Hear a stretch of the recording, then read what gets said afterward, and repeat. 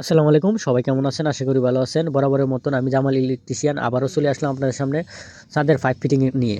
দেখতে পাচ্ছেন এখানে মূলত ২টা ইউনিটের বাসা, ২টি ইউনিট আলাদা আলাদা করে এখানে ডিবি বক্স ফিটিং করে দিয়েছি। আর প্রতিনিয়ত আমরা যেভাবে কাজ করে থাকি সবসময় চেষ্টা করি আপনাদের কাজ দেখানোর জন্য। আমাদের কাজ দেখে নতুন যারা আছেন অবশ্যই চেষ্টা করবে শেখার জন্য। আর আমরা যে সব পারি সেটা কোনো কথা নয়। যদি আমাদের কাজে কোনো ভুলভ্রান্তি হয়ে থাকে তাহলে অবশ্যই সিনিয়র যারা আছেন তারা অবশ্যই ধরিয়ে দেবেন।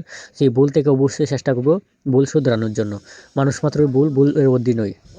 তারপরে চেষ্টা করি সবসময় সুন্দর সুন্দর কাজ উপহার দেওয়ার জন্য এবং সবসময় চেষ্টা করি ভালোভাবে কাজ করার জন্য। দেখতে পাচ্ছেন এখানে মূলত ২ ইউনিট বিদায় এর জন্য আলাদা আলাদা করে 5 আলাদা ডিবি সিস্টেম করে দিয়েছি। এখানে একটি ডিবি আবার পাশে আরেকটি ডিবি এই সিস্টেমে কাজ করে দিয়েছি। এখানে আবার ঢালাইও শুরু হয়ে যাচ্ছে, অর্থাৎ গতকাল রাত্রে এখানে কাজ করে গিয়েছিলাম, কারণ সকাল সকাল ঢালাই হয়ে যাবে এই জন্য এই সিস্টেমে কাজ করে দিয়েছি।